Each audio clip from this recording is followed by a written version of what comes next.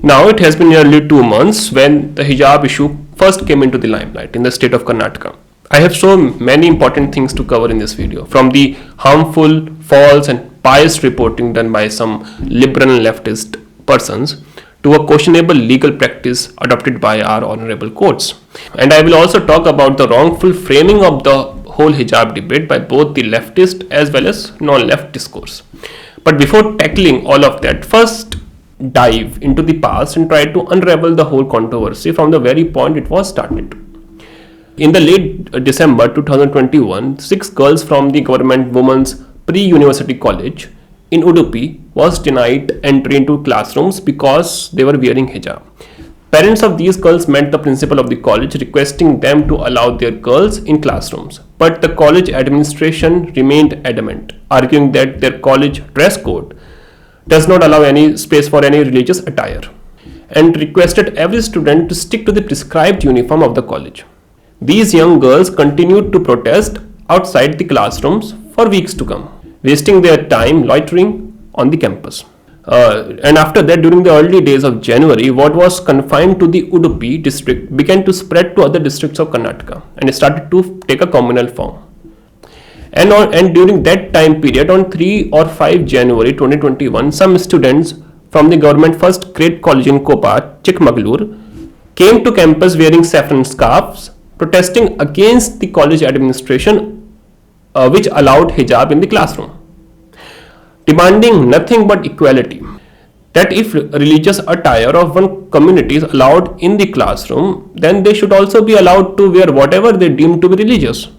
Or the college ban all the religious clothings and force everyone to stick to a strict dress code. The similar kind of protest also took place in other government colleges at Chikmagalur, Mangaluru, and Kodapur, etc.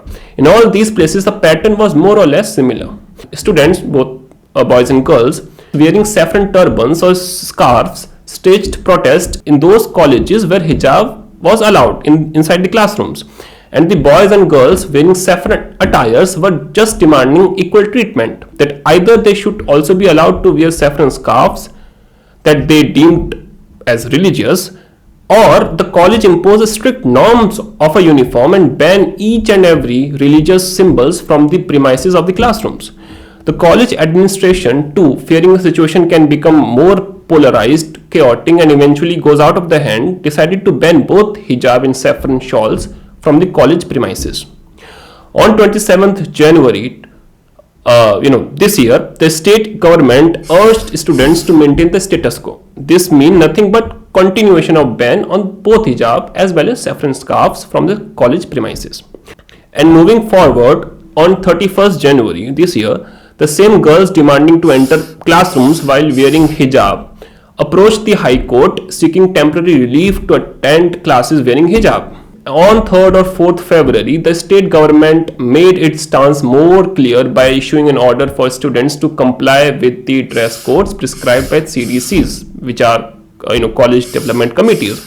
And where the dress code is not mandated, wear that uniform which maintains equality, unity, and doesn't hamper the public order. The government is deriving its power from the Karnataka Education Act of 1983, which in one of its provisions allowed the government to prescribe curricula that promote harmony and brotherhood among all the people, transcending religious diversities, and also promote gender equality by renouncing practices derogatory to the dignity of the woman. So remember the last point. So as of now, whether hijab can be allowed or not is a matter currently sub judice under the Karnataka High Court. So we really have to wait for the climax of the movie. But now let's turn our attention to other important issues, shall we? First, let's discuss how the leftists and liberals have covered the whole issue in such a shameful, ignorant, and derogatory manner. First, let me share some thoughts on some of the prominent so-called neutral political commentators on the whole issue. आज के दिन हम ऐसे wish की बात कर रहे हैं जिस दिन हमें विद्या को मानना चाहिए था, सेलिब्रेट करना चाहिए था। हम सड़कों पर क्या देख रहे हैं? विश, पॉइजन, नफरत। अब हालत यह हो चुकी है कि अब लिंचिंग फिंचिंग और नमाज तो पुरानी चीज हो चुकी है, अब तो बच्चे इन्वॉल्व हो गए हैं जहां तक ये कम्युनल हेट्रेड की बात है। एक और काउंटर प्रोटेस्ट किया कुछ लड़कों ने सैफरन शॉल पहनकर। कुछ जगहों पर ये प्रोटेस्ट नारे में बदले, कुछ जगहों पर कुछ लड़कियों को छेड़ा गया और कुछ जगहों पर स्टोन पेल्टिंग तक देखने को मिली। हालात इस हद तक बिगड़ गए कि Not just that, but various other journalists and mainstream media outlets have more or less the same perspective about the whole issue. Basically, they are all having an opinion that students who peacefully protested against the hijab being allowed in the classrooms by wearing, the saffron scarves are full of hate and prejudice against Muslims, and they simply are religious bigots. They are making all the false claims that these boys, which they also call, the saffron hordes or brigade, according to them, were harassing and molesting young innocent girls and trying to take away their rights. But at the same time, they will not talk about such clips or incidents where these very, saffron brigades were attacked physically by some groups. Even a prominent journalist among leftist circles, Rana Ayub, called the student who raised a saffron flag on the flagpole of a school premise as a Hindu terrorist. See the clip. First time. So why suddenly has this group of young Hindu vigilantes, Hindu terrorists for that matter, who are hosting saffron flag in an educational complex in Karnataka? Why are male students furling a saffron flag in an educational institution? What does that mean? So there is nothing of surprise here. Their hypocrisy in this issue stands as exposed as in any other issue in the past. I mean, if members of a particular community assert their religious identity in public, then it is their fundamental right, their choice, their freedom of religion. But if a Hindu assert his religious identity in a public, then it suddenly become, hate, religious bigotry, or minority harassment. That's how their narrative works mainly. As I have said earlier, and I am repeating myself, students, wearing saffron scarves demanding nothing but equal treatment. They are asking school administration either allow us to wear our religious symbols in the classrooms as we have allowed hijab till now, or implement a strict dress code which prohibit any sort of religious attire. If you really look, these demands from a neutral standpoint, these are as legitimate demands as they can be, and I don't see any harm in that. And the second point that irritates me, that these leftists and liberals always hints toward a conspiracy being hatched by RSS BJP, and they are being suspicious and make comments of sort like why they are all wearing similar scarves. Who are those guys who are distributing saffron scarves and turbans to these girls and boys? I mean, come on. Do you really think that Hindus are incapable to organize themselves independently to assert their religious identity in a peaceful manner? Do they always need, the BJP RSS help to accomplish such a task? And even let's assume they are behind organizing, the Hindu students to assert themselves. Is it really an illegitimate thing? Because if on the other side, some students who want to wear hijab can take help of an organization known as Campus Front of India, which is a student wing of a much infamous extremist Islamic organization known as Popular Front of India, which were accused of various anti-national and anti-social activities. So if that's the case, then why cannot another side take help from BJP or ABBP or RSS? In fact, those very 6 girls who started this whole, the protest thing in Udupi College, who also filed a petition in Karnataka High Court, have openly admitted that they took help from CFI when they were disallowed to enter classrooms while wearing hijab. But that is not the main part of our discussion here. Let us jump to the more important thing.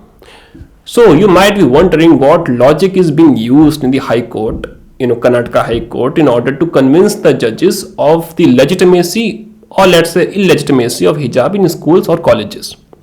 So both sides, the proponents of hijab and the government who doesn't want hijab to be the part of school uniform or the college uniform, they are primarily concerned to prove whether hijab is essential or non-essential practice in Islam or not. This is not something new. In the past, our honorable courts have used the same test to either allow or prohibit religious symbols or practices in certain public spaces.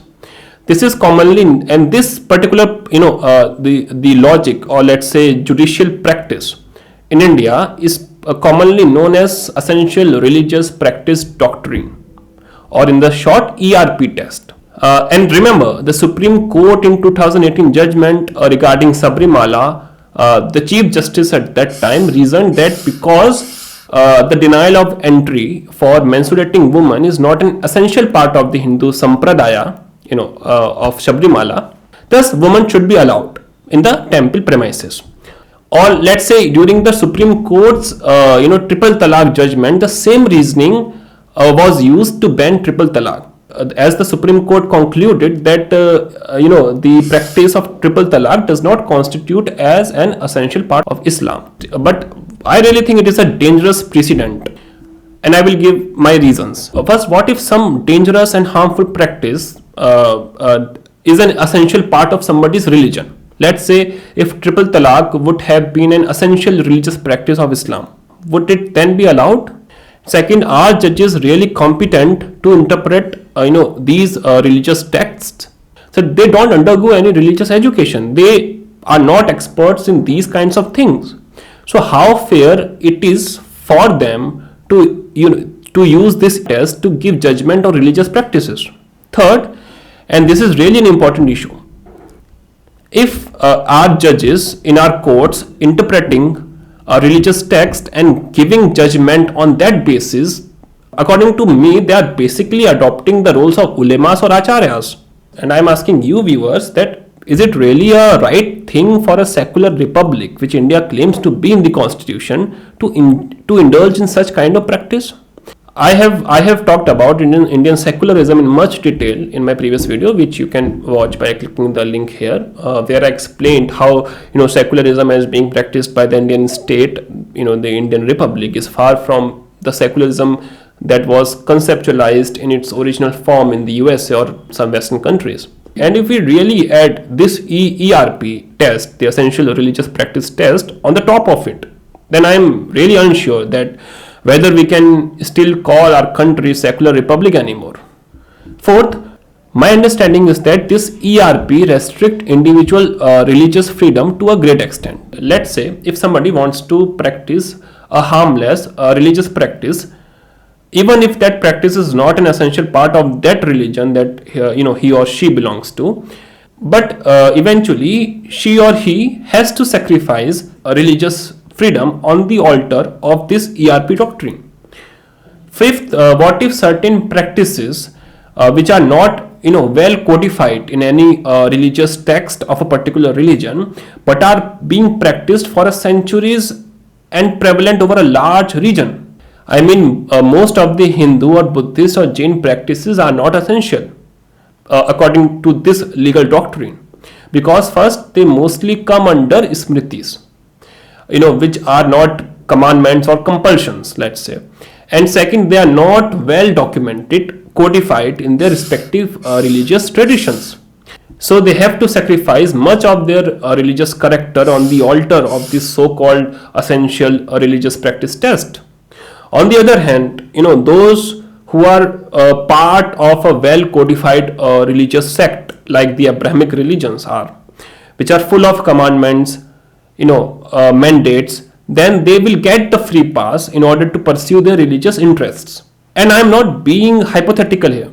It is in this very hijab issue, some proponents of hijab argued that because hijab is an ERP in Islam, or essential religious practice in Islam, but the saffron scarves are not. So the former must be allowed and later must be banned in schools or colleges. You can see the problem here. So you can guess this ERP doctrine can take us to some dangerous places. And it is my personal opinion that we should do away with this idea of ERP test once and for all. Now let's talk about how should we frame the problem in the right way, the hijab debate in the right way. Because before we should demand solutions to a question, it becomes necessary to ask the right question in the first place. And both left and non-left, to varying degree, especially the left, has framed the whole issue in the wrong manner. Some proponents of banning the hijab that come from a non-left background often argues, when the question arises that if hijab or burqa can be banned in colleges, why can't a Sikh turban can be banned?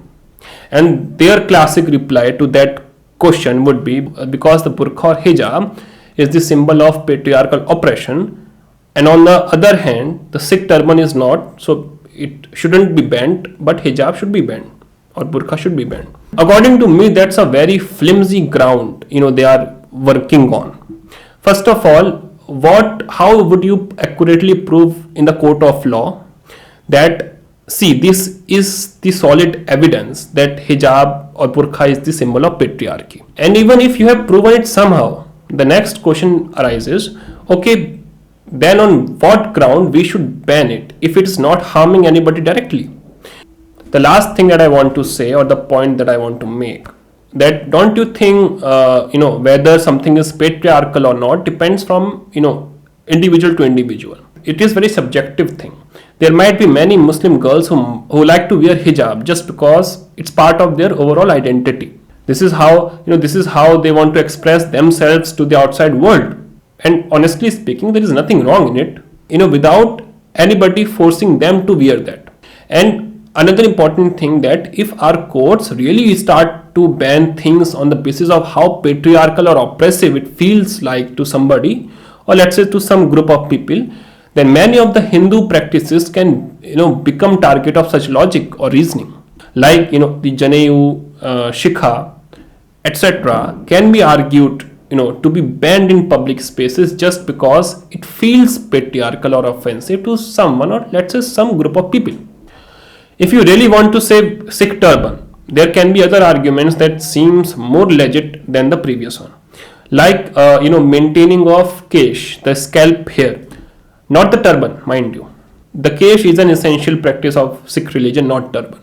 The turban is just used to carry or protect the kesh, the scalp hairs. But we can argue, because scalp hair is not something which can be detached from your scalp, from your body, and then attached to it on a daily basis, so you can't help but to carry them with you. Unlike hijab or burqa, which isn't part of your body, thus can be taken off at will and can be worn again, because it's a cloth, not part of your body. And like the non-left, the left also has significantly framed the whole hijab debate in a wrong way. They reduced the whole debate to the hijab is a choice and freedom of religion argument, thus ignoring any nuances in the whole debate. Their main line of argument is like this: as both of Karnataka and India is being ruled by BJP, and as BJP has Hindutva ideology, Hindutva agenda, which is somehow Hindu supremacist, thus by banning hijab from college premises, they are enforcing their Hindutva agenda, and in the process using the innocent boys and girls dressed in saffron scarves as a cannon fodder, who are harassing hijab wearing Muslim girls, to make them to not wear hijab. So it is due to this very reasoning you may have come across various irresponsible and nonsensical statements, like Congress leader Priyanka Gandhi saying women should be free to wear whatever they like to wear, whether it is hijab or ghungat or bikini. देखिए, एक महिला का अधिकार है, वो bikini पहनना चाहे, वो हिजाब पहनना चाहे, वो घूंघट लगाना चाहे, वह साड़ी पहनना चाहे, वह जीन्स पहनना चाहे। इसमें कोई राजनीति की बात नहीं है, ना होनी चाहिए। पर स्कूल में बिकनी कहाँ से आ गई प्रियंका जी? स्कूल की बात है, वो शैक्षिक संस्थान की बात है, वहाँ पर बिकनी कहाँ से आ गई? देखिए, आप बोल करके कुछ भी कह सकते हैं। So either deliberately or due to ignorance, or let's say the combination of both, they completely made a straw man, or let's say misrepresented their opponent's core argument, which is not about restricting hijab in public entirely, but it's all about whether an institution, public or private, free to make its own rules, deciding the code of conduct of its members, which might exclude certain religious symbols from its premises, which violate the very code of conduct of that very institution. It is as simple as that. Now let me give you some facts now. Some years back in 2018, a father of two minor Muslim girls petitioned to Kerala High Court that their daughters were not allowed to wear full sleeves and a headscarf in a Christian missionary school because it violated the dress code of that very school. And the petitioner argued that such prohibition violates their freedom of religion. And you know in whose favor the High Court gave its judgment? You would be surprised that the High Court upheld that in some cases the right of an institution, in this case a Christian school, a Christian missionary school, would supersede the right of an individual. Thus, in this case, a school's right to decide on a dress code will be given priority to the fundamental right of an individual to practice his or her religion. Sometime later, in the similar way, 150 educational institutions belonging to Muslim Education Society in Kerala banned niqab and burqa and other face covering from their schools. Can you believe it? And they used the same, Kerala High Court judgment of 2018 that we have discussed just a few moments ago to justify their decision of banning niqab or burqa. Now, not just these two cases, but there are countless examples like Supreme Court banning hijab, burqa or any other clothing for that matter that can make cheating in the exam more easy or more possible. Inside the exam centers holding AIPMT examinations conducted by CBSE in 2018. Or just a few weeks ago, Kerala government banned hijab or full sleeve cloths for anyone serving in a student police cadet team, saying if such concessions will be given to the participants, it will significantly affect secularism. So, there is a communist party government in Kerala, last time I checked. Are they Hindutva guys? I don't know. You guys tell. The point that I am making is that there have been various instances where the right of an institution trampled some fundamental rights of an individual within their spaces, and this happened across the religions, cultures and whatnot. So the real question we should be asking ourselves that how much it is justified for an institution, whether public or private, to deny some rights to an individual within their spaces. So it is a question of balancing, the rights, the collective rights of an institution on one hand and the rights of an individual on the other hand. And it is not confined to few cases which somehow, managed to draw media attention. But if you dig deeper, this problem or conundrum is very much present in plenty of places. So according to me at least, this is how we should be framing the whole hijab debate. That whose right, the right of an institution or the right of an individual would take precedent, or let's say whose right would supersede the right of other. This is how we should be framing the whole hijab debate that is happening right now as we discuss this issue. So that would be all for now. Please tell me what you think about the whole hijab row in the comment section below. I hope you enjoyed the video, and if you enjoyed this video, you can like this video and share it with your friends. And if you like my content, please subscribe to my channel, and we will soon meet again. Until then, take care of yourself and your family. मुझे जाने की अनुमति दें, धन्यवाद. Goodbye, thank you and namaste.